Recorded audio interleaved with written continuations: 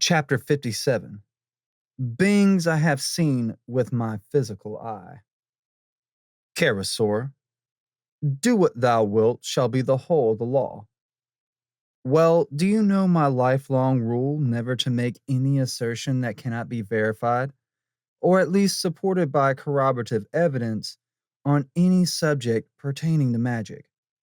When, therefore, you express curiosity as to how much of the normally supersensible world has been revealed to my senses, and especially that of sight, you must take my answer as without prejudice, under the rose, and in a Pickwickian sense.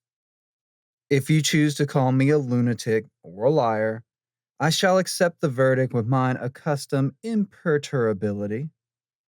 Whether what I'm about to tell you is true or not doesn't matter, as in any case, it proves nothing in particular. What does matter is to accept nothing whatever from the astral plane without the most conclusive and irrefutable internal evidence. That is enough for a caveat. Now I plunge direct into the autobiographical. I begin with my childhood. There is one incident, not quite relevant in this place, but yet of such supreme significance that I dare not admit it. I must have been about 6 years old. I was capering around with my father during a walk through the meadows. He pointed out a bunch of nettles in the corner of the field, close to the gate. I can see it quite clearly today, and told me that if I touched them, they would sting. Some word, gesture, or expression of mine caused him to add, "Would you rather be told or learn by experience?" I replied instantly, I would rather learn by experience, and suiting the action to the word, I dashed forward, plunged into the clump, and I learned. This incident is the key to the puzzle of my character. But as a child, what did I see? I cannot think of any one person who subsequently devoted his life to magic who has not, at least on one early experience or another, saw an angel, or fairies, or something of the sort. But Aleister Crowley? Not a one. I was brought up on the Bible, a literalist, fundamentalist, all that a Plymouth brother could wish. It never occurred to me to doubt a single word of what I was told. Perhaps the wolf's tale of a healthy skepticism gleamed at the age of 10, when I asked my former master how it was that Christ managed to be dead for 3 days and 3 nights between Friday night and Sunday morning. He said that he didn't know, and to a further question, that no one had ever explained it. This merely filled me with the ambition to be the great man who had explained it. I never thought of doubting the story. Well, all this time, and through puberty, despite my romantic bent, my absorption in the grammar of Sir Walter Scott, my imaginative life as one of his heroes, and the rest of it, I never had even a moment's illusion that anything of the sort had ever happened to me. I went through all the motions. I haunted all the places where such things were reputed likely to happen. But nothing did happen. There is one exception and one only. It was in 1896, at Arola in the Pennine Alps. I took my cousin, Gregor Grant, a fine climber but with little experience beyond scrambles and in poor physical condition, for the first guideless ascent of the N.N.E ridge of Mount Colin, a long and exacting climb of more than average difficulty. I had to help him with the rope for most of the climb, and this made us late. I dashed for the quickest way down, a short but very steep ridge with one decidedly bad patch to the great snowfield at the head of the valley. At the bottom of the last pitch, a scree-strewn slope, easy going, led to the snows. We took off the rope, and I sat down to coil it and light a pipe, while he wandered down. By this time, I was as tired as 14 dogs, each one more tired than all the rest put together. What I like to call silly tired. I took a chance, because nightfall was getting close, on resting for 5 or 10 minutes. I was restored, and I sprang to my feet, threw the coiled rope over my shoulder, and started to run down. But I was too tired to run, so I slackened off. Then, to my amazement, I saw on the slopes below me two little fellows hopping playfully about on the scree. A moment while I remind you that all my romance was Celtic.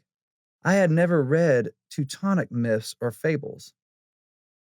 But these little men were exactly the traditional gnome of German folk tales, the Hensel manner that one sees sometimes on German beer mugs. I have never drunk beer in my life, and in friezes on the walls of conditori. I hailed them cheerfully. At first, I thought they were some of the local nobility and gentry of a type I had not yet encountered, but they took no notice, just went on playing about. They were still at it when I reached my cousin, sheltering behind some boulders at the foot of the slope, and I saw no more of them. I saw them as plainly as I ever saw anything. There was nothing ghostly or semi transparent about them. A curious point is that I attach no significance to this. I asked my cousin if he had seen them. He said no. My mind accepted the incident. Yet, even today, when I had seen lots and lots of things more wonderful, this incident stands out as the simplest and clearest of all my experiences. I give myself full marks. Why? Isn't it obvious? It means that I am not the semi hysterical type who takes wish phantasms for facts. When I started seriously to study and practice magic in the autumn of '98, I wished and wished with all my might, but I never got anything from it. With the exception above recorded, my first experiences were the direct result of intense magical effort on the traditional lines. There was no accident about it. When I invoked in to visible appearance, I got in and nobody else. But even so, there isn't much to splash. The first definitely physical sight was due to the evocation to visible appearance of the Goetia demon Buer by myself and V.H. Frater Volo Nasir. Our object was to prolong the life in immediate danger of V.H. Frater Ihi Aor, Alan Bennett, Bhikkhu, Anata Metia, and was successful. He lived another 20 odd years, and odd years they were. I was wide awake, keyed up, keenly observant at the time. The temple was approximately 16 feet by 8 and 12 feet high. A small double cube altar of Acacia was in the center of the circle. Outside this was a triangle in which it was proposed to get the demon to appear. The room was thick with smoke of incense, some that of a Bremlin, but mostly in a special censer in the triangle, Dittany of Crete. We decided to use this, as HPB once said that its magical virtue was greater than that of any other herb. As the ceremony proceeded, we were aware that the smoke was not uniform in thickness throughout the room, but tended to be almost opaquely dense in some parts of it, all but clear in others. This effect was much more definite than could possibly be explained by droughts or by our own movements. Presently, it gathered itself together still more completely until it was roughly as if a column of smoke were rising from the triangle, leaving the rest of the room practically clear.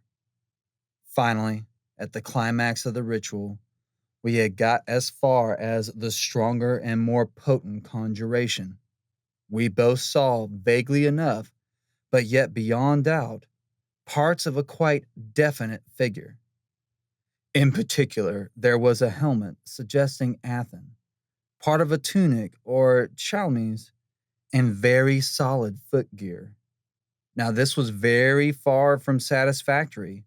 It corresponded in no wise with the appearance of Bur, which the Goetia had led us to expect. Worse, this was as far as it went. No doubt, seeing it all had disturbed our concentration. This is where training in yoga would have helped our magic. From that point, it was all a washout. We could not get back the enthusiasm necessary to persist. We called it a day, did the banishings, closed the temples, and went to bed with our tails between our legs. And yet, from a saner point of view, the operation had been a shining success. Miraculous things began to happen. In one way or another, the gates opened for Alan to migrate to less ascetic climes, and the object of our work was amply attained. I give prominence to this phenomenon because what we saw, little and unsatisfactory as it was, appeared to our normal physical sight. I learned later that there is a kind of sight halfway between that and the astral. In a regular astral vision, one sees better when the eyes are shut. With this intermediate instrument, to close them would be as completely annihilating as if the vision were an ordinary object of sight. It seems, too, as if I had picked up something of the sort as an after effect of the evocation of Bur, a mercurial demon.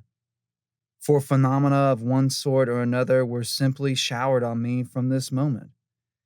Pari passu, with my constantly improving technique in regular astral visions. Sometimes I was quite blind, as compared with Frater Vien, for when the circle was broken one night, see the whole story in my autohagiography, he saw and identified dozens and scores of Abrimlin demons as they marched widdershins around my library, while all I saw of them was a procession of half-formed faces, moving shadowly through the dimly lit room.